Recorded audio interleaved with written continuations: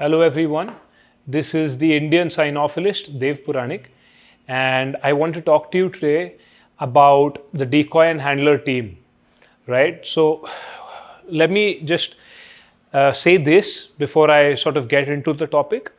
What's happening is, although we want to show the dog that the handler and the the handler and the dog is a team, right? And who are sort of fighting against the decoy, right?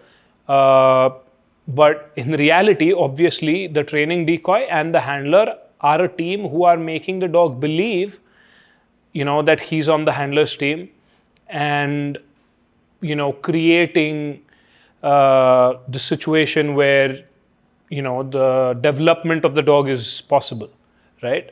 So there are a lot of responsibilities that fall on the handler as well.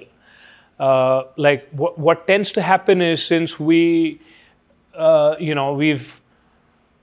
already sort of made up our mind most times that the responsibility of developing a dog falls on the decoy, and it does. Largely, that's true, but it that does not mean that there are not things that a handler might end up doing that will influence the development of a dog, right?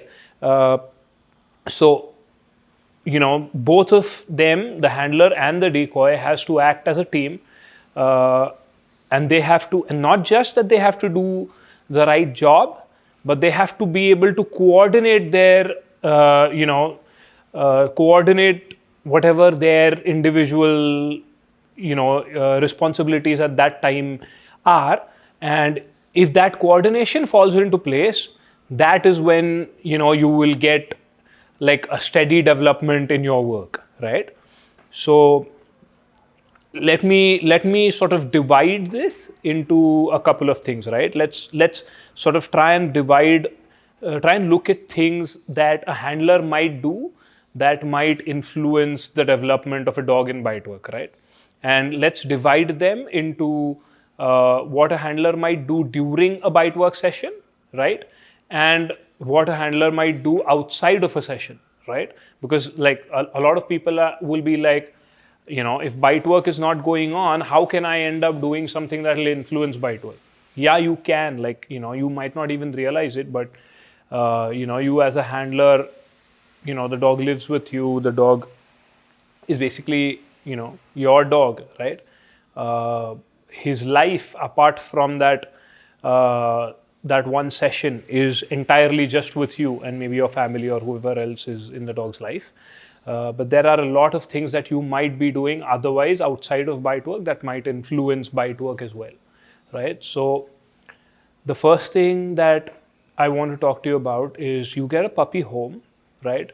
A lot of people who are new to working dogs, like in our country, there are going to be a lot of people who are pretty new to this, and they aren't very in favor of crate training, right? Uh, like, I'm all for your working dog being your family dog, your pet dog, whatever, and him laying around on your bed outside of work and just enjoying and just being your house dog, right? uh, what I'm saying is, when I want to crate train a young working dog or a puppy, uh, I might eventually, like, I want to fade away the crate, but I want to start his life with me with crate training, and I'll tell you why. You're going to have a working puppy, right? It's going to be uh, a little more energetic than average.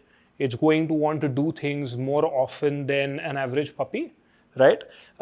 Maybe it, like, it's playing around and gets into your curtains or something like that, grabs at your curtain, start pulling at it.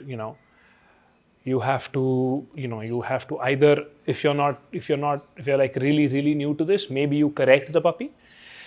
If you know that, okay, this might have an adverse effect, you might just maybe lift the puppy off or something of that sort. You might try and do something to get the puppy let go of the curtains.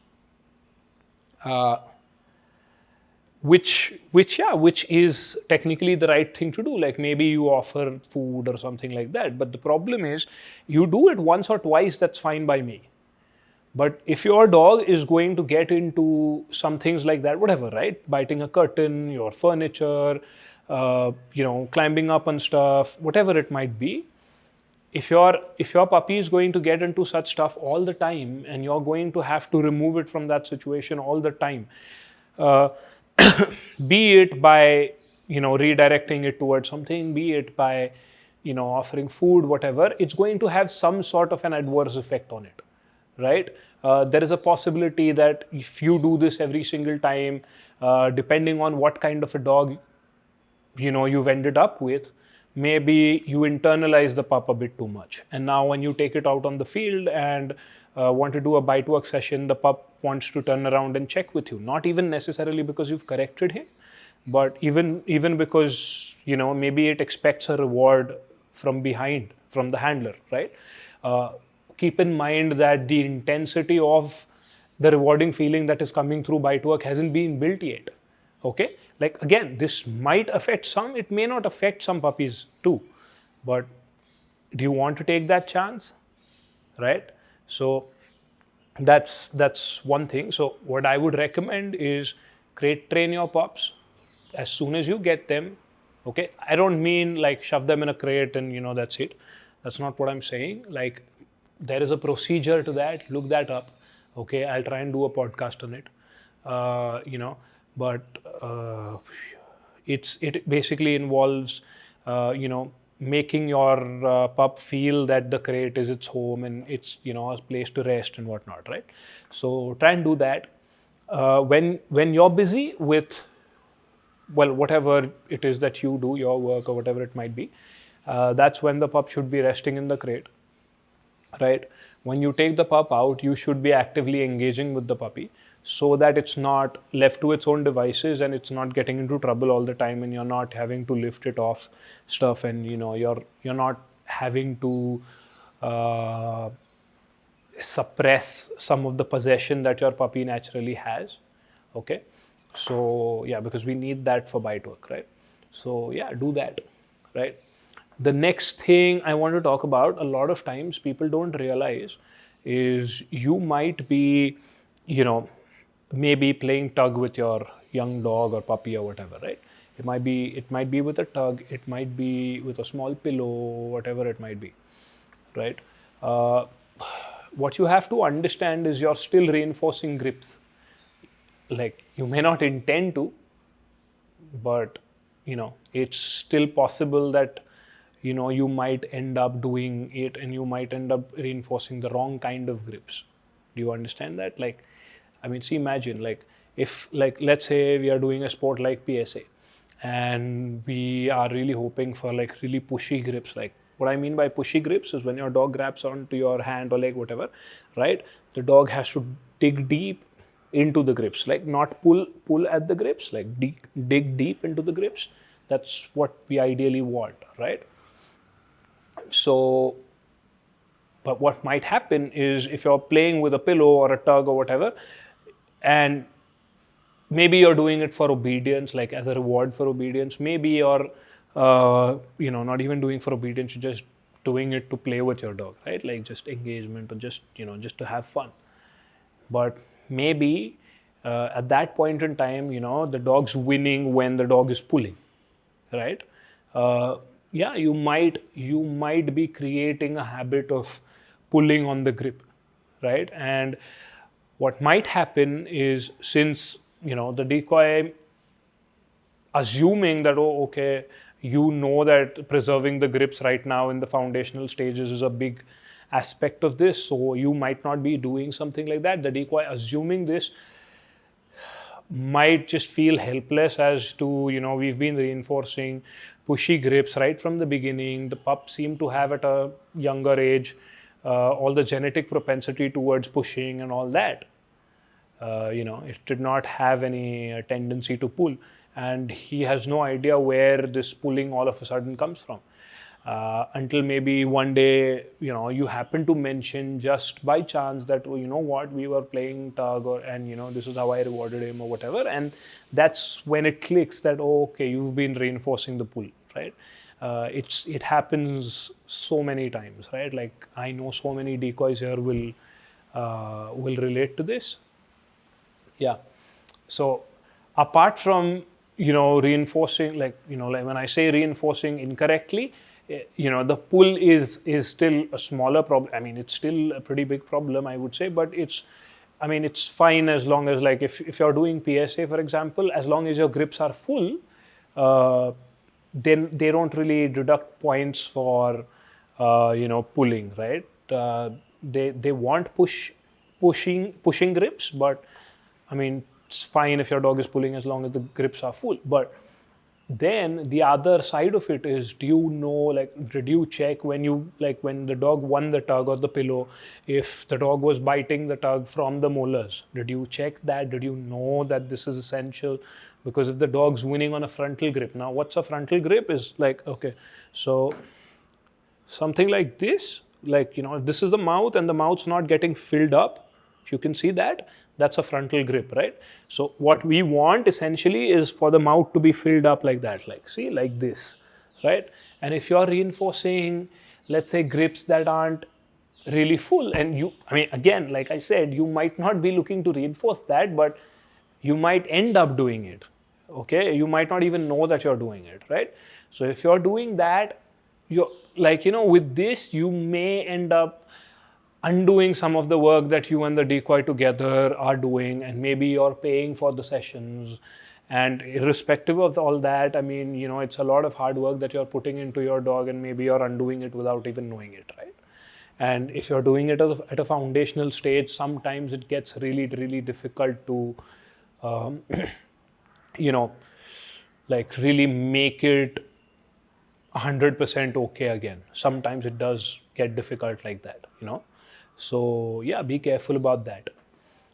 The another most really, really common thing that I've seen, especially with really, really new working dog people, someone gets into a bite sport or some sort of a protection related discipline, right? Let's say they get a Malinois puppy. What tends to happen is Malinois pups, even the good ones, might show sometimes a little bit of a little bit of sharpness, or like a little bit of a, for the lack of a better word, a little bit of a nervy kind of a reaction towards certain stimuli in certain situations, right? Like, what I mean to say is, sometimes you might see that, okay, you're out for a walk in the evening, and it's like dim light, and there is a person walking at the side of the road, like alone, like in a very quiet place, right? What might happen is your puppy might look at that person, and it might show you this aggressive response towards that, right? Now what happens is, someone really, really new, who's just gotten into protection, protection dogs, bite sports, whatever, they get really excited by the fact that, oh, my pup is already showing an aggressive response towards something. And because that's how their interpretation about things are, right? Like, if like they're doing protection, like be it for sport or whatever, and this is a young dog showing an aggressive response, in their minds, it's amazing, right?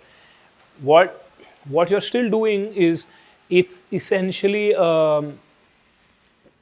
it's essentially a stressful situation that the pups ended up in, right? If this is happening too often, you're exposing the pup to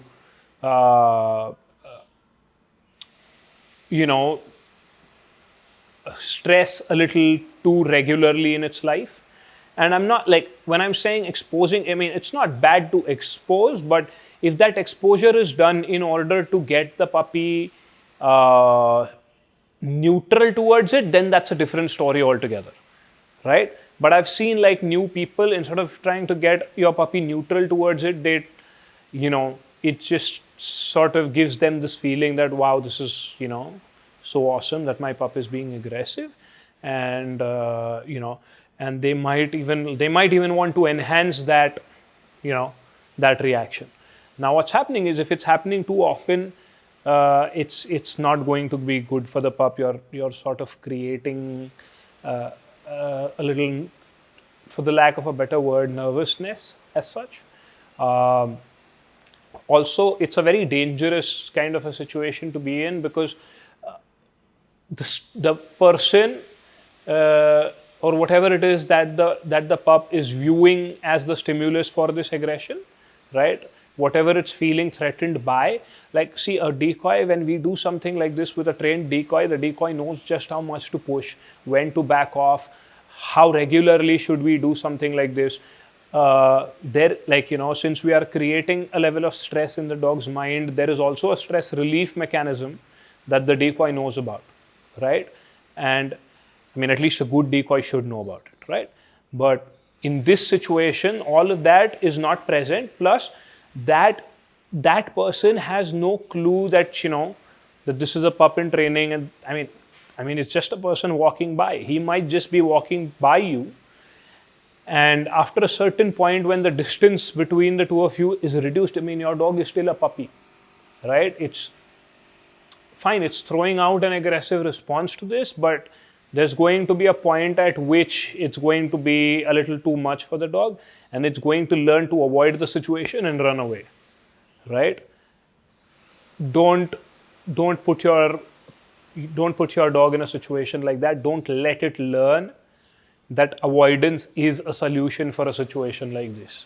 I've seen people do something like that a couple of times, and when your dog experiences something like this, it takes it takes a lot to come out from there. So yeah, I mean, try, if you see those reactions in your dog, don't uh, don't encourage those reactions. I'm not saying like correct those reactions or anything like that. I'm saying set up, like, talk to your decoys, talk to your club members, talk to mentors who can help you out, and talk to, like, get them to help you out about, to sort of know about how to expose your puppy to, like, similar stimuli in a way that you'll try and get them neutral to it, not the other way around, right? So now, coming to, things that happen during a session of bite work, where, coordination between the decoy and the handler is absolutely essential, right? Uh, okay, so just to give you a very simple example, uh, when we are training outs, right? Uh, like, who is deciding when do we ask the dog to out, right? Like, most times, if you think about it, the more experienced person takes that call, right? Like, if the decoy is more experienced than the handler, usually the decoy will tell you, right? If the handler is more experienced, then the handler will, obviously tell the decoy to freeze up or whatever needs to be done, right? Uh, Now, in my case, uh, like, what's happened a lot of times is, I need my handlers obviously to pay attention to their dogs, yes, because they are encouraging their dog in the middle of a fight. If their dog is biting me, they're encouraging their dog. They may be petting them, and just getting them used to the idea that them being close to them is them supporting them or being in their corner, right? Uh, but what happens a lot of times is, like, I need my handlers to, every now and then, they have to, even, let's say I'm a handler right now, I'm petting my dog and I'm like, good boy, super, whatever it might be, and I have to, every few seconds, look up to my decoy if he has to give me any instructions, right? And I'll tell you why. Like, I have a lot of times new handlers who like are locked, like their vision is locked onto their dogs. Now the thing is, I cannot, like, a lot of times if we've decided, okay, we are training outs right now. Let's say I have a leg sleeve on, and the dog is biting me here, and like some of my club members are going to, they'll know who they are, when they listen to this. So the dog's biting a leg sleeve, and maybe what I want to do is this. If you can see this, like just this. So the dog's not really, looking at it, but the handler can do it, or I can just be, I can just do this. So, the handler knows that, right now I expect them to give an out command, right? And then we'll see how to make it happen, or, what stage of, doing outs is the dog at right now, right? So, what happens is my handler is he's not looking at me. He's so like stuck onto his dog that what's going to happen is I'm going to have to verbally tell the handler to out the dog, right? Now, what's happening is there is going to be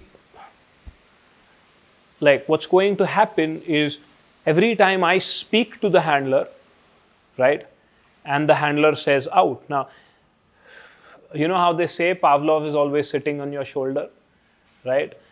Classical conditioning is always happening. So if I say something and every time I say something, the handler asks the dog to out, the next time I say something which is not related to outing, I might just be communicating something else to the handler, and we see that their dog outs, because, the dog is anticipating that every time I say something, the decoy, like the handler is going to ask the dog to out. Now, yeah, there are a number of ways that I can try and bypass this. Like, I can keep saying stuff, right? Like, I can say different things which don't tell the handler to out. Like I can drown that signal between other things that I say so that the dog doesn't catch it, right? I can do stuff like that, but the easier way to do it is just that the handler, pays attention to me, and I can just give a sign that the dog does not see or hear or whatever, and the dog just feels that the signal for the out is coming from the handler and the handler only, right? Easier way. And this basically applies to everything. I mean, just out is just an easier example, but it basically applies to everything in. Okay, so like in higher levels of PSA, right? Like a lot of times what ends up happening is decoys run at a handler and dog team, like the dog is on heel, right? And decoys run at them yelling and shouting, and then the handler says whatever the bite command is, right? Again, what you're doing is you're classically conditioning your bite command to the decoy's agitation, right? Now you'll see slowly the dog is going to respond to that agitation and just leave when he hears the agitation, which is fine to a certain level. But like in certain sport, like in PSA, after a certain level, you want the dog to go only when it's told to go by the handler. You don't want the dog to go, based on the agitation from the decoy, right? So in such a situation, when you're training, even though you might want the decoy to agitate, right? But you'll have to ensure that that agitation comes after the bite command is given. Like, so I'll say, like for my dog, I'll say parkin, and once the parkin happens, then the decoy starts agitating, right? So you have to be careful about, this coordination. And it looks like a pretty simple thing. A lot of times, when you have like decoys and handlers, either who are new to each other, who are new to, how the other person trains, one of them is less experienced, right? Sometimes one of them is less experienced and doesn't know it. Sometimes both of them are less experienced, this lack in coordination can create a lot of like create a lot of weird things that you don't catch till it's been reinforced for quite a long time, and it's sort of becoming a habit. Now you have to work on it all over again. you know so yeah, this kind of a coordination is very, very important, right? So this kind of coordination between the handler and the decoy in these situations are very important. So pay attention to these things, see if they are happening correctly or not. Like what I've seen a lot of times is that people realize that something, like this uncoordinated way of it happening has taken place. They realize it like maybe a month or two into it happening regularly, right? So be careful about that. The next thing is, like, sometimes I see handler sensitivity in the dogs. Uh, like, what is handler sensitivity? Like, if you've trained bite work, even a little bit, I'm sure you might have seen this. Like, a handler holds on to the dog's barking, he sends the dog to bite the decoy, whatever it might be. It might be a sleeve, it might be a suit, whatever, right? And the dog goes and bites, and the handler comes to grab the leash, right? And just as the handler comes to grab the leash, okay, so let's say I'm the decoy and the dog's biting me here, or let's say the dog's biting me on my forearm, and the handler comes to grab the leash, and the dog keeps, moving away. Like, it's not letting go of the grip necessarily, but it's sort of trying to move away from the handler all the time. You can see that the dog's uncomfortable when the handler's approaching. Sometimes it may not be that much, but you can see, like, if you can just look into my eyes, it's like, like if I'm a dog, I'm like, trying to see from my peripheral vision from where the handler is approaching. Like, this is like, because of this being a little subtle, maybe new decoys, definitely new handlers won't catch it, right? But yeah, what it is the dog doesn't trust the handler right now.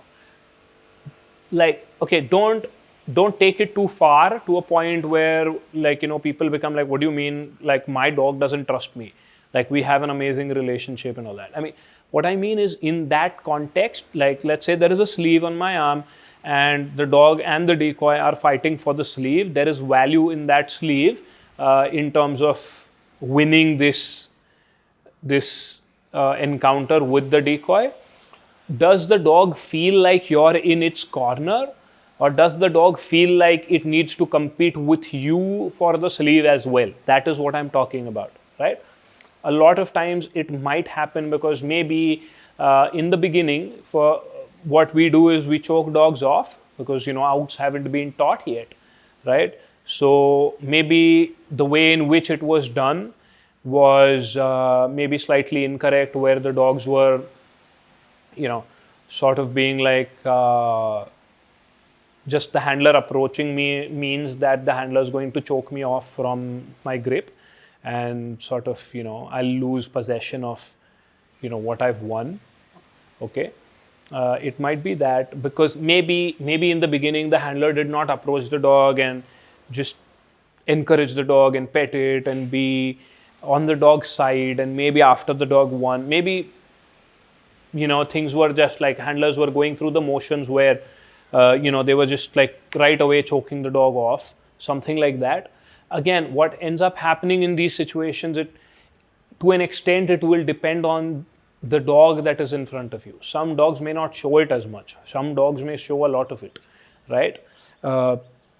There's that. Then let's assume we've sort of started moving towards how do you say, like, after the dog is won. Let's say I have a sleeve on, the dog bites the sleeve, I let this dog win the sleeve, the dog's running around with the sleeve, the handler has a leash on, and now the handler is going to out the dog will drop the leash, and the next round between the dog and the decoy will start. We're not choking the dog off here, we are asking the dog to out, right? In this situation, are you effectively conveying to the dog as a team? Because I mean, yes, I mean the dog's going to look at it as the handler conveying it, but it's going to happen through both the handler and the decoy acting in unison. Are you able to convey to the dog effectively that okay, you've won this round, and do your victory lap or whatever it is, like show off your, that you've won, all that, enjoy the moment, awesome, amazing, we want our dogs to do that, that's how they get confident. And once that is done, okay, now be ready for the next round. Like the dead sleeve in your mouth, now after you've had your victory lap, now it doesn't really mean anything, does it? So what I'll give you is, if you drop the sleeve on the ground, I'll give you a chance to defeat the decoy again, right? And maybe you can have this victorious feeling that you had, that you love so much. Maybe you can have this feeling again, right? If you effectively convey this as a handler and decoy team to your dog, the dog will readily, drop it on the ground. He will not feel like he has to save the sleeve from you, all right? And the next round will start without, it being like a power struggle between the dog and the handler, because I've seen that a lot too. Okay,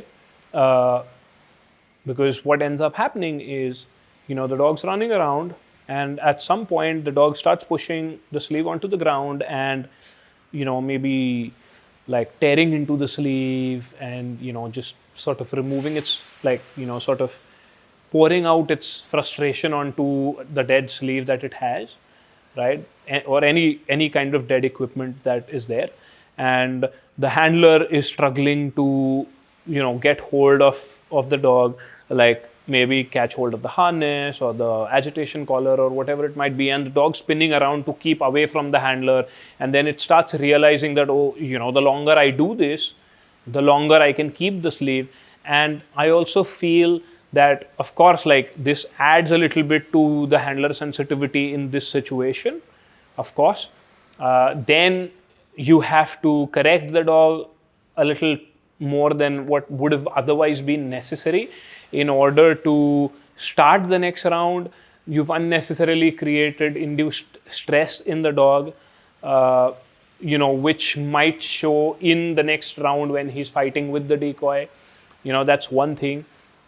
The other thing is that the dog's, destroying equipment, which is pretty expensive. Like, I don't want dogs to destroy, expensive equipment, right? And the dog, keeps learning about, like, it sort of goes into this circle where, every time the dog wins, it becomes a struggle between the handler and the dog to, sort of start the next round, right? You maybe end up tiring out your dog just by, like, a lot more by just in this part of your session, which should have ideally just been, you say out, the dog drops the sleeve, looks at the decoy, because he knows, I can drop the sleeve, and in place of the sleeve, I get my next round with the decoy. And essentially we want the dog to value the fight with the decoy a lot more than, just the sleeve, right? Like the winning of the sleeve, just like it's like, fine, he can have his victory, like, the victorious feeling, which is nice momentarily, and then he should want to, engage again. He should want an opportunity to have that same feeling again and again. So, right, like, and this, a lot of times what I've seen is that you end up creating in the dog an obsession for the dead equipment rather than, wanting to fight with the decoy, right? And that's not something we want. So be careful about that. If what I've realized is that handlers get too worked up, like new handlers get too worked up when, like, this starts happening, and it just becomes more difficult than it needs to be. I think maybe try practicing, however you're going to go about it. There are a number of ways that people like to go about it. whatever way you're comfortable with, whatever way your mentors have taught you, do that. And but do that, like try doing it, let's say without a dog, like be really good at it, and then maybe try doing it, on your dog, so that you know exactly what you're doing, and things don't like you don't start losing control of the situation, and then it becomes more and more difficult as we go, right? What I've also seen similar situations happen in the guard. Like, let's say the dog's biting me, and uh, you say out, and the dog lets go. Right? There's no conflict in the out. The dog outs really well, but why does the dog out really well? It's expecting a rebite, right? Now what happens is, like, you do an out, you get next to the dog, and you heel away, right?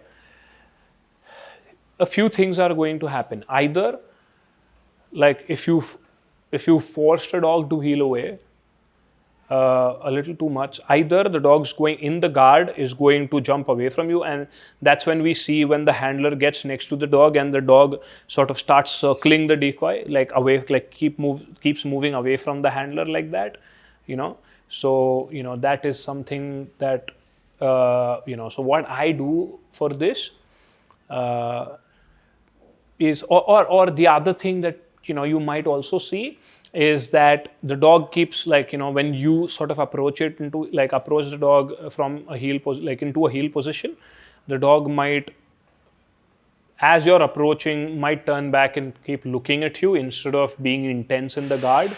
And I don't like dogs not being intense in the guard. It's just, like, irrespective of the points and all that, it just doesn't look nice to me. So what I'm going to try doing is, I will approach the dog, right? And as I'm approaching the dog, we might give the dog a rebite, right? Let's say the next time I might approach and actually get into heel position. I might even touch my dog. But what I want him to do is, as I'm touching him, I still want him to focus at the decoy. And as he's focusing on the decoy, we give him a rebite. So me being next to him in the heel position shouldn't really mean much to my dog, right? Unless I've said the heel command, right?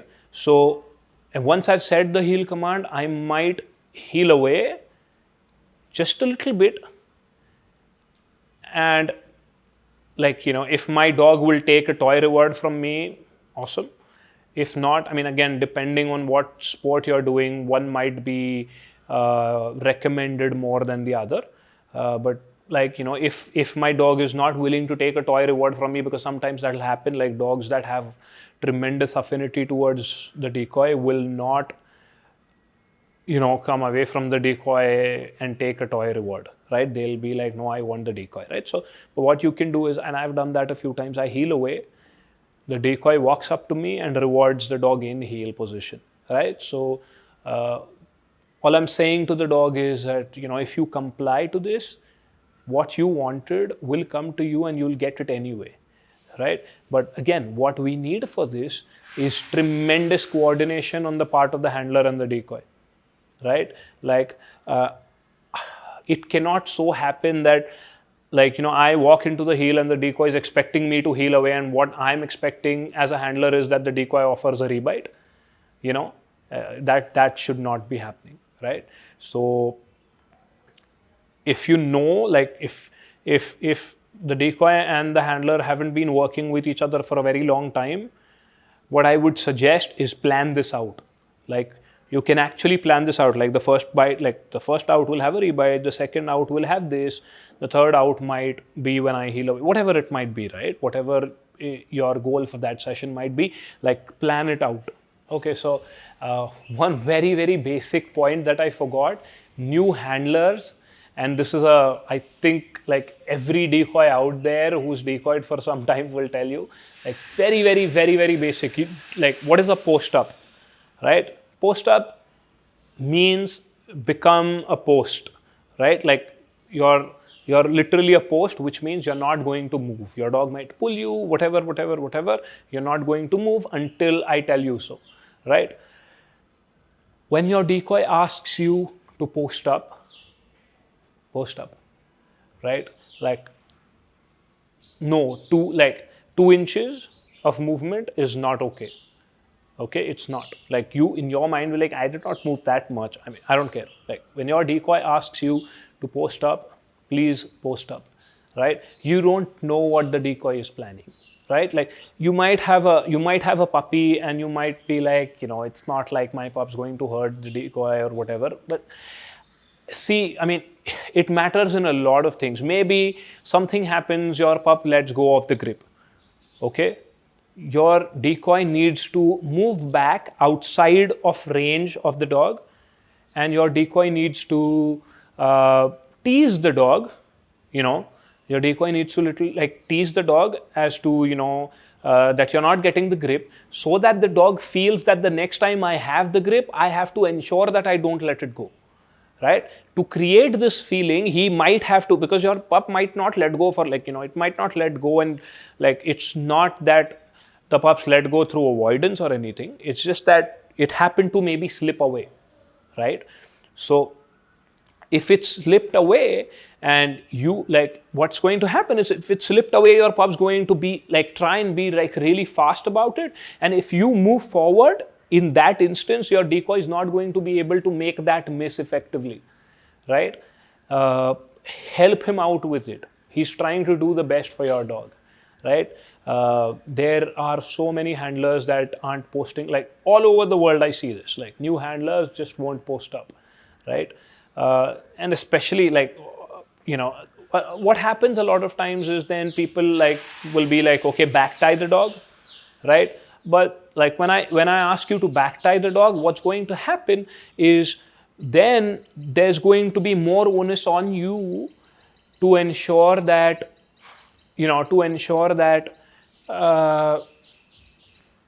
after the dog is won, because we can back tie the dog and ensure that the dog doesn't move an inch, fine.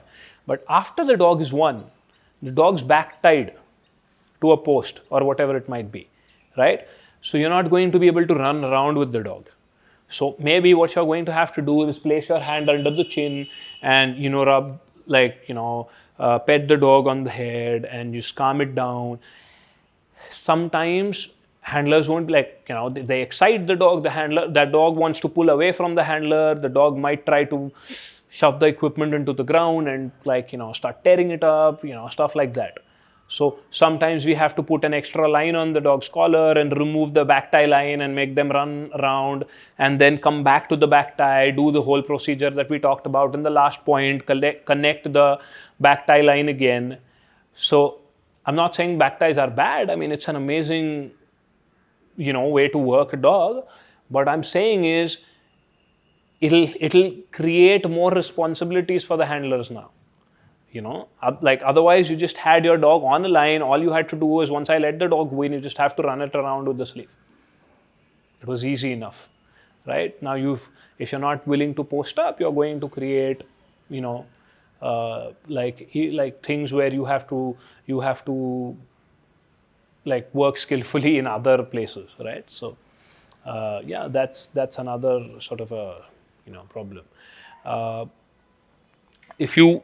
If you want your dog to be able to, if you want your decoy to be able to work your dog, as the dog's developing, if you want your decoy to be able to do civil work with your dog, and in a situation where the decoy doesn't expressly ask you to back tie the dog, right? If you want that to happen, earn his trust by posting up really, really well.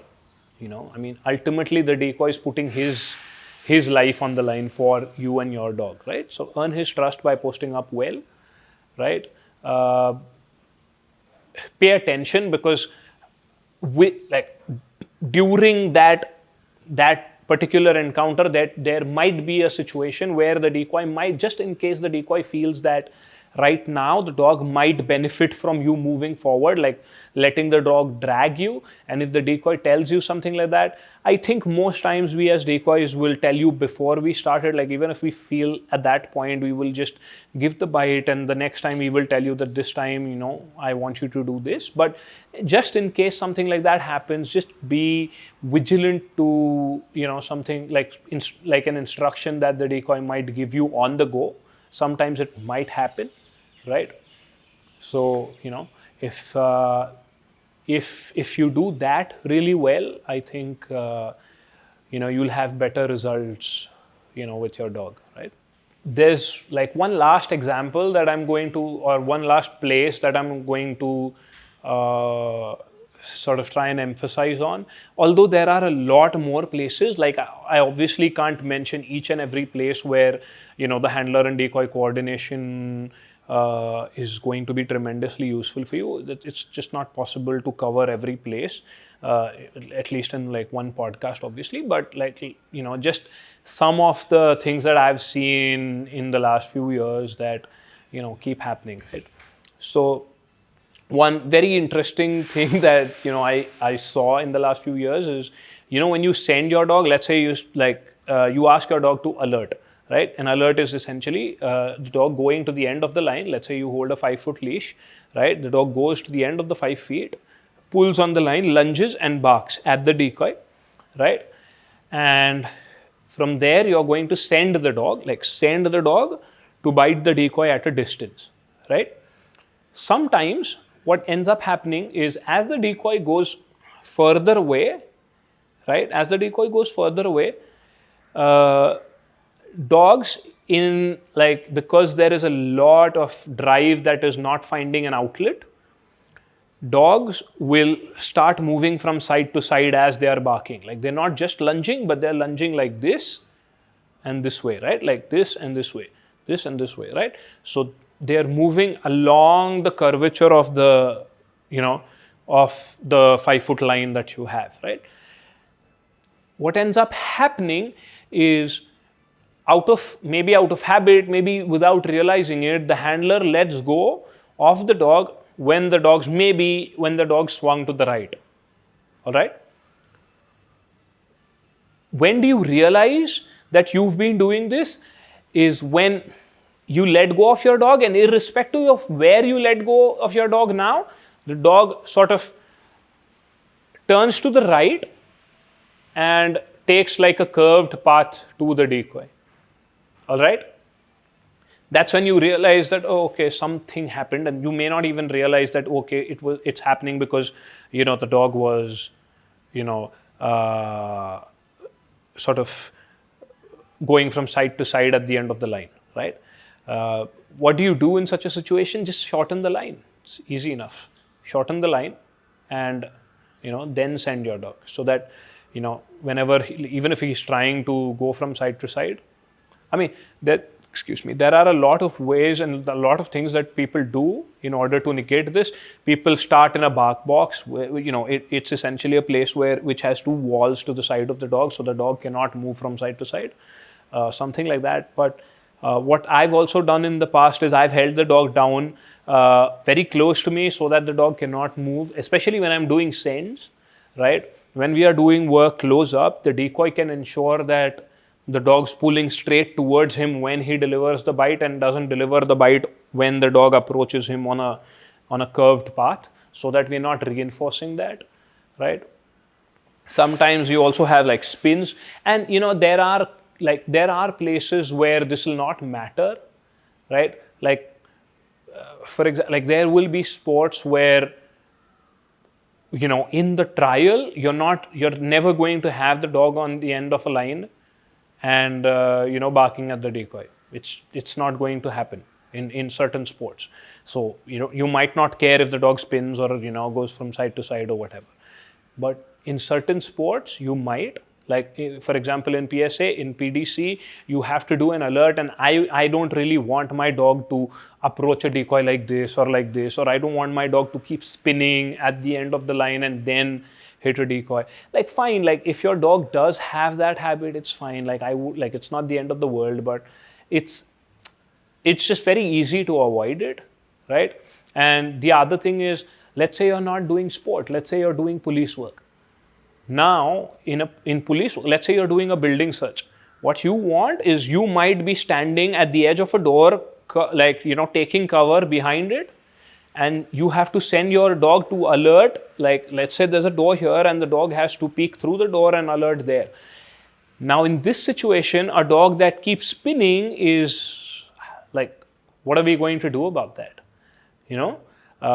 It just becomes very difficult to explain to the dog what we need from the dog, and what is, like, we need from the dog that becomes a tactical advantage for us in that situation, right? So depending on what you're doing, I mean, this is again just one example of things, right? There are so many things that also, let's say, in real street situations, if your dog is spinning and if your dog is just swinging around and you're behind cover and the dog's out in the open, it's going to be very difficult for you to understand who is the dog locked onto, right? Like, if the dog's spinning, there are, like, maybe there is a person that needs to be bitten. Like, if there's a suspect, like, this is police work that I've learned somewhere anyway.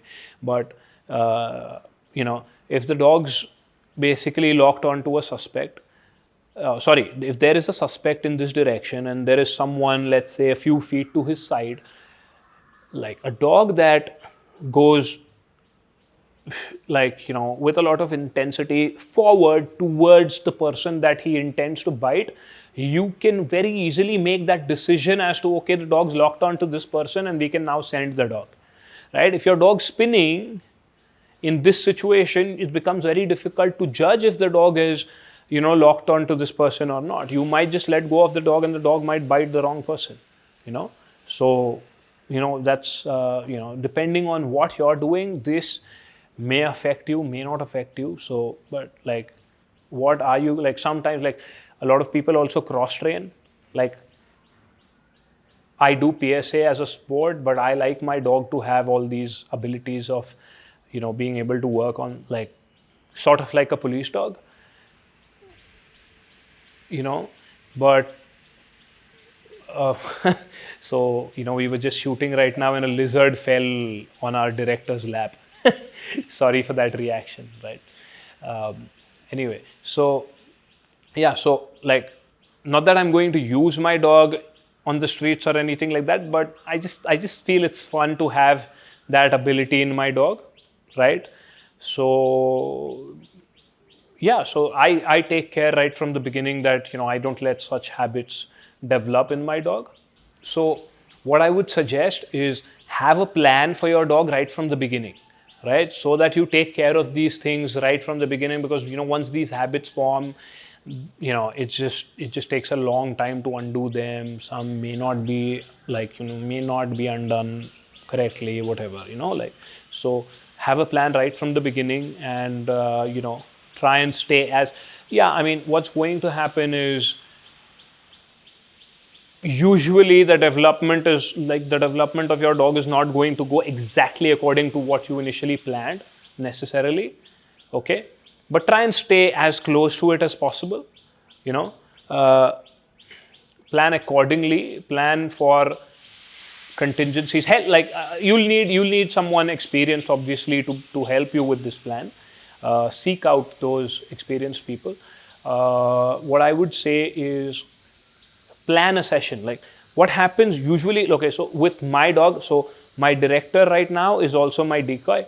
So what we do is, like, for my dog, we might do a bite work session that might last as long as 2 minutes, and we might plan it for 15 minutes or 20 minutes, like, we want, and it may not, like, we might plan for 20 minutes and we might do a 2-minute session, and it may not, those 2 minutes may not go exactly as we envisioned at the end of those 20 minutes, right?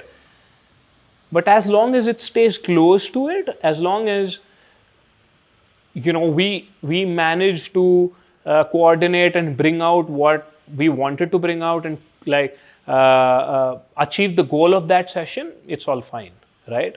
So, but what I've noticed is, that's what training starts becoming. It's a lot of planning, and the execution is not necessarily that long, right?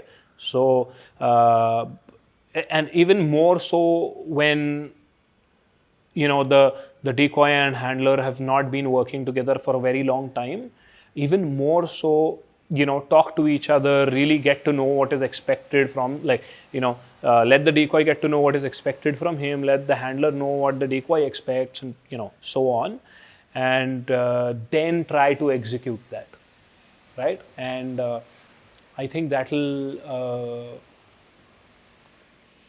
make things go a lot more smoothly.